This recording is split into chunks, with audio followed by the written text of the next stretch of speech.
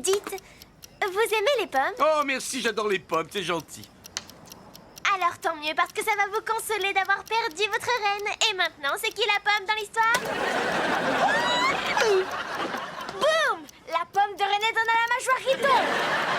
Cyril l'a envoyé au tapis. Cette fois-ci, il est fini. Je lui donne plus que 6 coups à jouer avant d'être déclaré échec et mort. Alors ça, c'est formidable. Je peux déjà organiser mon voyage. Ce sera Buckingham pour la relève de la garde et shopping à Bond Street. Jessie, le palais de Buckingham et Bond Street, c'est à Londres que ça se trouve. Espèce d'application qui ne marche pas. Tu sais que j'avais pratiquement le même âge que toi la première fois que j'ai joué aux échecs. Ce sport m'a conquis.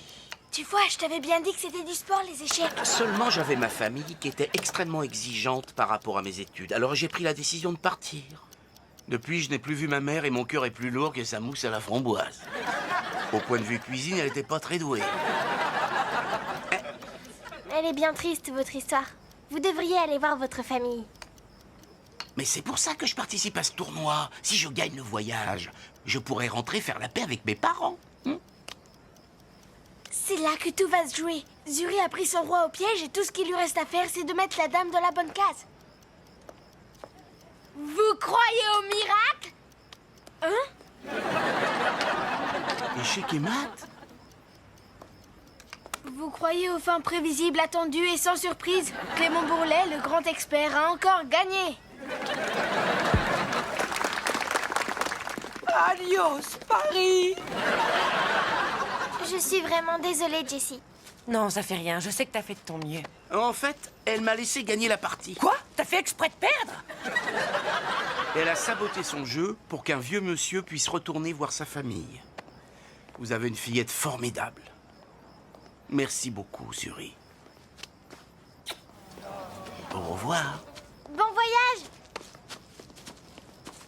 J'espère que tu m'en veux pas trop de t'avoir déçue. Tu crois que tu m'as déçu? Pas une seconde. Tu as prouvé à quel point tu pouvais être généreuse et je suis fière de toi. Je regrette seulement de ne pas pouvoir être fière de toi en m'empiffrant de croissants en regardant couler la Tamise. Et ne sois pas triste. Un jour, j'irai à Paris, je le sais. Il suffit d'attendre que j'ai 65 ans et j'aurai un billet à tarif réduit. Oui, salut papa. Écoute, Jessie n'est jamais allée à Paris et elle en rêve. On peut prendre le jet ce week-end? Ah, c'est super. Merci papa, je t'adore. Et maintenant, avant que je me fâche avec Chubby, est-ce qu'il serait possible de m'organiser un goûter? Oui, Majesté.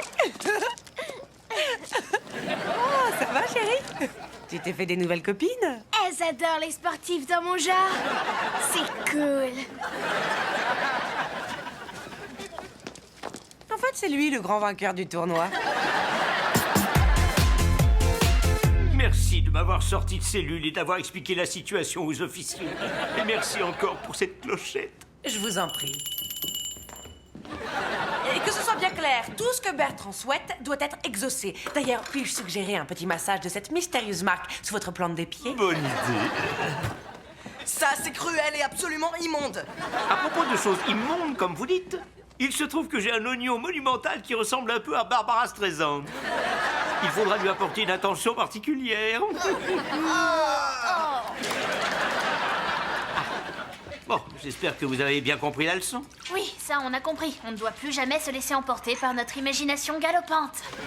Dans le prochain épisode de Crime non élucidé, vous découvrirez cette voleuse toujours en fuite que les médias ont surnommée la fripouille rousse. Voici sa photo. Jessie! Tu appelles tout de suite la police. Moi, je vais chercher une corde pour l'attacher. Non, restez! Vous ne m'avez même pas apporté une petite serviette.